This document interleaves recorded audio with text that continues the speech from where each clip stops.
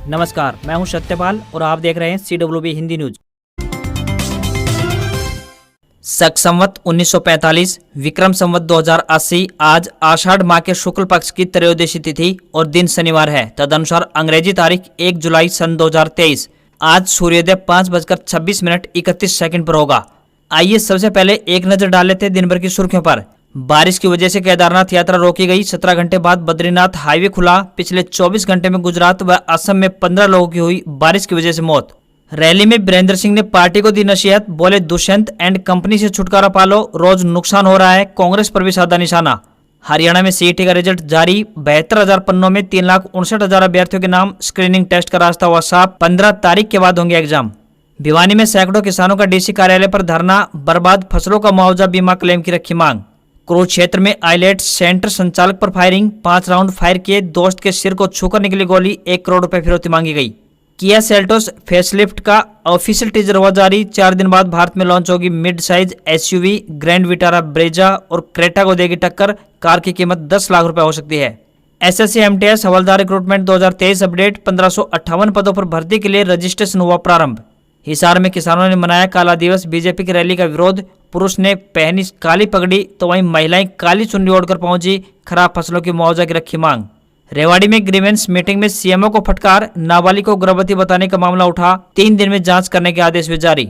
सुकन्या समृद्धि योजना समेत post office की स्मॉल सेविंग स्कीम्स की ब्याज दरों में हुआ बदलाव। बताएंगे पूरी अपडेट। कैथल में 40 गाय भैंसें डूबी। नहाने के लिए घग्गर नदी में उतरी। पानी ज्यादा होने से गहराई में फंसी। पंजाब बॉर्डर से सटे चीका में हुआ हादसा। और अब खबरें विस्तार से। हरियाणा में 7 जिलों को छोड़ दें तो अन्य 15 जिलों में मानसून जमकर बरस रहा है। 23 से 29 जून तक प्रदेश में ओवरऑल सामान्य से 180% बारिश ज्यादा हुई है। मौसम विभाग का मानना है कि राज्य में अभी मानसून बरसना बाकी है। सावन में लगने वाली बारिश की झड़ी का लोगों को इंतजार है। हरियाणा में मानसून ने 25 जून को दस्तक दी थी। प्रदेश के कुछ जिलों में अभी भी मानसून की बारिश शुरू नहीं हुई है। जींद, फतेहाबाद व सिरसा भी उनमें से एक है। अम्बाला, फतेहाबाद, हिसार, जींद व पंचकुला 5 ऐसे जिले हैं जहाँ बारिश सामान्य से बहुत कम हुई है। वहीं 23 से 29 जून तक झज्जर और सोनीपत में जबरदस्त पानी बरसा है। राज्य में मौसम आमतौर पर 2 जुलाई तक परिवर्तनशील रहने की संभावना जताई गई है। उत्तरी जिलों में हवा के साथ ज्यादातर स्थानों पर बीच बीच में मध्यम से तेज बारिश होने की संभावना है। तो वहीं पश्चिम और दक्षिण जिलों की बात करें तो इस दौरान कहीं कहीं हल्की से मध्यम बारिश की संभावना जताई जा रही है। हरियाणा में 2024 में होने वाले लोकसभा और विधानसभा चुनाव को लेकर कांग्रेस में मंथन प्रारंभ हो गया है। पार्टी के नए राज्य प्रभारी दीपक बाबरिया लगातार दिल्ली में शीर्ष नेताओं से लगातार मुलाकात कर रहे हैं। इसी क्रम में उन्होंने फिर से दिल्ली में पूर्व CM भूपेंद्र सिंह हुड्डा से मुलाकात की। इस दौरान उन्होंने संगठन लिस्ट के नामों को लेकर चर्चा की। पार्टी में चल रही गुटबाजी को लेकर बाबरिया पहले से ही सख्त संदेश दे चुके हैं। उन्होंने स्पष्ट किया है कि पार्टी के नेता अनुशासन की लाइन को पार न करें, इसको कतई बर्दाश्त नहीं किया जाएगा। पार्टी सूत्रों की माने तो बाबरिया अगले हफ्ते फिर से हरियाणा दौरे पर आ सकते हैं। हरियाणा में कांग्रेस के संगठन की घोषणा जल्द होने की उम्मीद है।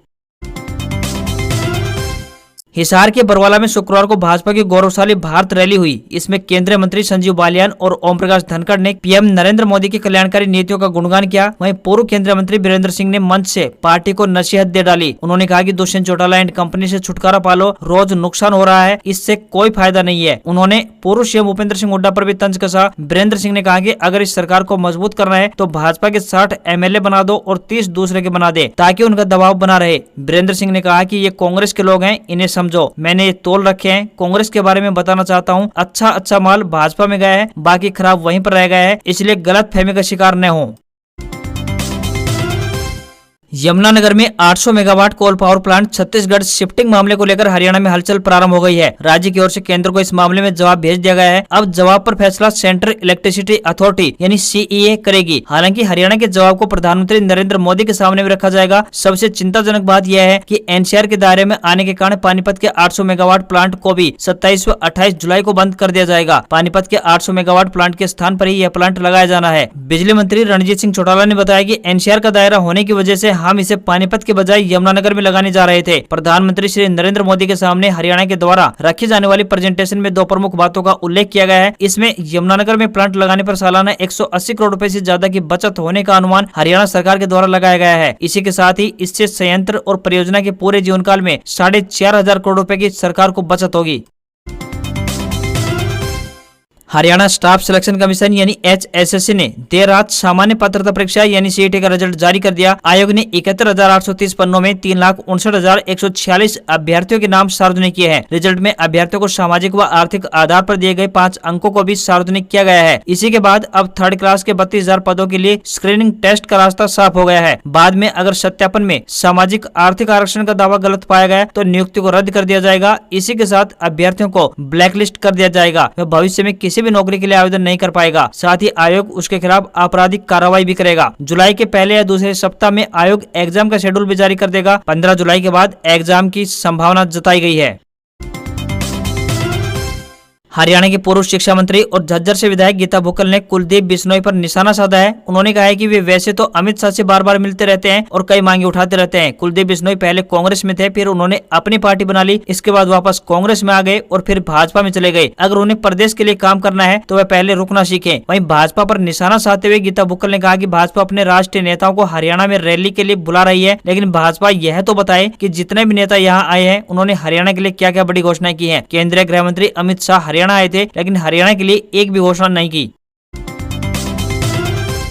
इनेलो के प्रधान महासचिव अभय सिंह चौटाला ने अपने भाई एवं जसपा नेता डॉक्टर अजय चौटाला पर तंज कसा है। उन्होंने कहा कि अजय चौटाला बार बार क्यों इनेलो को याद करते हैं, उन्हें किसी अस्पताल में जाकर अच्छे से डॉक्टर को खुद को दिखाना चाहिए। उन्होंने जेजेपी को चौधरी देवलाल के नाम पर कलंक बताया और कहा कि अजय के बयान को सुनकर उन्हें हैरानी होती है। जहाँ भी वे जाते हैं हर समय किसी के सामने यही बयान देते हैं कि एक थी इनेलो, हमने झंडा छोड़ दिया, डंडा भी दे दिया, लेकिन डंडा तो आपने जनता के हाथ में दिया है। अब की बार लोग आपका वहम निकाल कर तसल्ली करवा देंगे। उन्होंने कहा कि अजय कहते हैं कि इनेलो के MLA छोड़ गए, जब तुम ही भाग गए तो MLA कहाँ रहेंगे, सब बिगाड़ने वाले तुम ही तो हो। उन्हें लगता है कि इनेलो खत्म हो गई है, हम तो उनका जिक्र तक नहीं करते, क्या लेना देना हमारा। जहाँ भी अजय जाते हैं उन्हें हमारे सिवाय कुछ और दिखता भी नहीं है। कम से कम उन्हें अपनी भाषा शैली पर कंट्रोल करना चाहिए। जब तुम अलग हो ही गए हो तो अपना काम करो, क्यों दूसरों को बीच में लाते हो। हरियाणा के नारनौल में आम आदमी पार्टी यानी आप के प्रदेश अध्यक्ष एवं राज्यसभा सांसद सुशील गुप्ता ने कहा कि भारतीय जनता पार्टी यानी बीजेपी यौनाचार करने वाली पार्टी है। इस पार्टी के बड़े से बड़े नेता यौनाचार करते हैं। इनसे छुटकारा पाने व लोगों को शिक्षा व चिकित्सा जैसी मूलभूत सुविधा दिलाने के लिए आप हरियाणा में सरकार बनाएगी। सुशील गुप्ता ने कहा कि लोगों का रुझान आम आदमी पार्टी की ओर बढ़ता चला जा रहा है। दिल्ली के मुख्यमंत्री श्री अरविंद केजरीवाल ने हाल ही में हरियाणा के जींद में एक बड़ी रैली की। इस रैली में 1 लाख से अधिक लोग पहुंचे। वहीं दूसरी ओर हाल ही में भारत के गृह मंत्री अमित शाह ने सिरसा में रैली की थी। उस रैली में 5,000 लोग भी नहीं पहुंच पाए। उन्होंने बताया कि आने वाले लोकसभा व विधानसभा चुनाव में आम आदमी पार्टी बिना किसी गठबंधन के अपने दम पर सभी सीटों पर चुनाव लड़ेगी तथा लोकसभा की सीटों के बाद आने वाले विधानसभा चुनाव में भी पूर्ण बहुमत से सरकार बनाएगी। उन्होंने कहा कि आज देश में प्रदेश की जनता भाजपा की नीतियों से बहुत दुखी हो चुकी है। हरियाणा के भिवानी में शुक्रवार को अखिल भारतीय किसान सभा के आह्वान पर हजारों किसानों ने बर्बाद फसलों का वर्ष 2020, 2022 व 2023 का बीमा क्लेम व मुआवजा लेने के लिए डीसी कार्यालय पर प्रदर्शन किया। जिले भर के किसान इसमें शामिल हुए। प्रदर्शन में घोषणा की गई कि 10 जुलाई तक किसानों की समस्याओं का समाधान नहीं होगा तो 11 जुलाई को किसान कृषि मंत्री JP दलाल के निवास पर पड़ाव डालेंगे। मांग की गई कि भिवानी के किसानों को 2020, 2022 व 2023 का मुआवजा व बीमा क्लेम का भुगतान तुरंत प्रभाव से करें। जल प्रभाव से हुई नष्ट फसलों का 2020 से लेकर 2023 तक मुआवजा दिया जाए। बकाया ट्यूबवेलों के कनेक्शन जारी किए जाएं। हिसार में भाजपा की रैली के दौरान कृषि मंत्री JP दलाल ने हरियाणा को किसान आंदोलन का केंद्र बनाए जाने पर अपनी लाचारी यूपी के जाट नेता और केंद्रीय मंत्री संजीव बालियान के समक्ष जाहिर कर दी। इतना ही नहीं, कृषि मंत्री ने यूपी के जाट नेताओं को घेरा। कृषि मंत्री ने कहा कि बालियान साहब, आप हमारे हरियाणा के बटे हुए हैं, आपका हमारे साथ रिश्ता है। पहले यशपाल मलिक, फिर सत्यपाल मलिक और फिर टिकैत भेज दिया। उन्हें यूपी में रोके, हमारा भाईचारा खराब न करें, हम अपने आप में सक्षम है। उन्होंने कहा कि हमें यूपी की मदद की जरूरत होगी तो आपको बता देंगे। कभी हरियाणा के किसी टोल पर बैठ जाते हैं तो कभी किसी टोल पर, इसलिए आपसे अनुरोध है कि मुजफ्फरनगर में ही रोका करें। तब केंद्रीय मंत्री संजीव बालियान ने कहा कि दलाल साहिब ने हमारी दुखती रग पर हाथ रख दिया है। अखिल भारतीय जाट आरक्षण समिति के नेता यशपाल मलिक ने अब आना बंद कर दिया है, वे तो अब हमारे वही हैं। राकेश टिकैत साहिब हमारे खाप चौधरी हैं, मैं भी उनका सम्मान करता हूं, उनके बारे में कुछ नहीं कह सकता हूं, उसी परिवार से मैं आता हूं, उनसे बातचीत करेंगे। तीसरे की बात कर रहे हैं तो जब तक वह राज्यपाल रहा तब तक तो एक शब्द नहीं बोला, इससे न उठा जाता है न बैठा जाता है। यह चला हुआ कारतूस है। हरियाणा वालों, इसमें कारतूस न भरना, ये हमारा कमांडर नहीं रहा। जिस पार्टी ने बनाया उसी का ना हुआ तो ये तुम्हारा क्यों होगा। अपने मन से बहम निकाल देना, ये आग लगाएंगे और चले जाएंगे। उन्होंने कहा कि एक जाति से राजनीति नहीं हो सकती, 36 बिरादरियों को साथ लेकर चलो। एक जाति से गांव का सरपंच तक नहीं बन सकता तो एक समाज से हरियाणा आगे कैसे बढ़ सकता है। इसलिए हरियाणा वालों से निवेदन करता हूँ कि उड़न तस्तरियों से बचकर रहना। सरकार ने जुलाई से लेकर सितंबर तिमाही के लिए पोस्ट ऑफिस की कुछ स्मॉल सेविंग स्कीम्स की ब्याज दरों में 0.30% तक बढ़ोतरी की है। पोस्ट ऑफिस की 1 साल की टाइम डिपॉजिट पर अब 6.80% की जगह 6.90% ब्याज मिलेगा। वहीं 2 साल की टाइम डिपॉजिट पर रेट को 6.9% से बढ़ाकर 7% कर दिया गया है। वहीं 5 साल की पोस्ट ऑफिस यानी आरडी पर अब आपको 6.2% के बजाय 6.5% ब्याज दर मिलेगी। हालांकि पब्लिक प्रोविडेंसी फंड यानी पीपीएफ, वहीं सीनियर सिटीजन सेविंग स्कीम यानी SCSS, नेशनल सेविंग सर्टिफिकेट यानी NSC और किसान विकास पत्र यानी KVS और सुकन्या समृद्धि योजना समेत पोस्ट ऑफिस की स्मॉल सेविंग स्कीम्स की ब्याज दरों में बढ़ोतरी नहीं की गई है। नई ब्याज दरें 1 जुलाई यानी आज से लागू होंगी।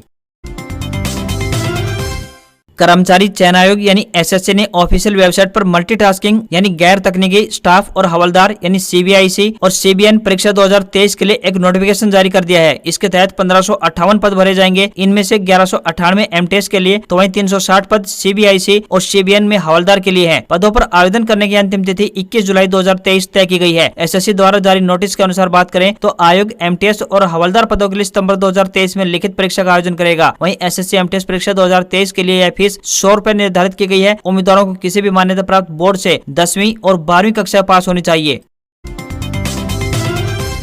नौकरी की तलाश कर रहे युवाओं के लिए एक शानदार मौका आया है। भारतीय पशुपालन निगम ने 3444 पदों पर वैकेंसी निकाली है, जिसके तहत सर्वे प्रभारी के 574 पद और सर्वेयर के 2870 पदों पर भर्ती की जाएगी, जिसके लिए 40 साल तक की उम्र के उम्मीदवार भारतीय पशुपालन निगम की ऑफिशियल वेबसाइट भारतीय पशुपालन.com पर जाकर 5 जुलाई तक ऑनलाइन आवेदन कर सकते हैं। 3000 से ज्यादा पदों पर आवेदन करने वाले उम्मीदवारों के पास 10वीं और 12वीं पास की सर्टिफिकेट होनी चाहिए। सर्वे प्रभारी के लिए आयु सीमा 21 वर्ष से लेकर 40 वर्ष के बीच रखी गई है, जबकि सर्वेयर पद हेतु आयु सीमा 18 साल से लेकर 40 साल के बीच रखी गई है।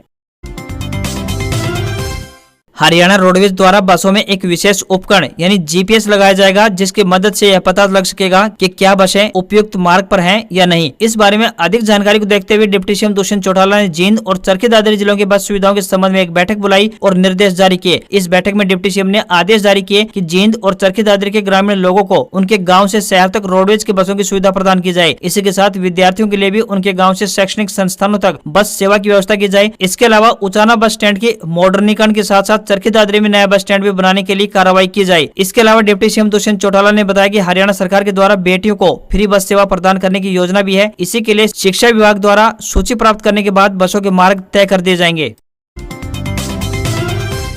शेयर बाजार ने अपना अब तक का नया ऑल टाइम हाई बना दिया है। सेंसेक्स 803 अंकों की तेजी के साथ 64,718 के स्तर पर बंद हुआ। निफ्टी में भी 216 अंकों की तेजी देखने को मिली। यह 19,189 के स्तर पर बंद हुआ। यह सेंसेक्स और निफ्टी दोनों का ही ऑल टाइम क्लोजिंग हाई है। महंगाई दर कम होने और कच्चे तेल की कीमतों में गिरावट सहित कई ऐसे कारण हैं जिनके चलते बाजार में तेजी देखने को मिल रही है। वहीं $1 का रेट 82 रुपए 5 पैसे के स्तर पर बंद हुआ। देश में सोने चांदी की कीमतों में गिरावट देखने को मिली है। 22 कैरेट सोने की कीमत की बात करें तो 53,150 रुपए प्रति 10 ग्राम पर रह गई है। वहीं चांदी की कीमत 500 रुपए प्रति किलो की गिरावट के साथ 68,500 रुपए प्रति किलोग्राम रह गई है। आज खबरों में बस इतना ही। देखते रहिए हरियाणा का सबसे बेहतरीन news channel CWB Hindi news. नमस्कार। आप अपनी प्रतिक्रियाएं और सुझाव चाहे वो किसी भी जिले से हो, आप हमें अपने कमेंट के माध्यम से भेज सकते हैं। आपके कमेंट और आपके सुझाव का हमें बेसब्री से इंतजार रहेगा। नमस्कार।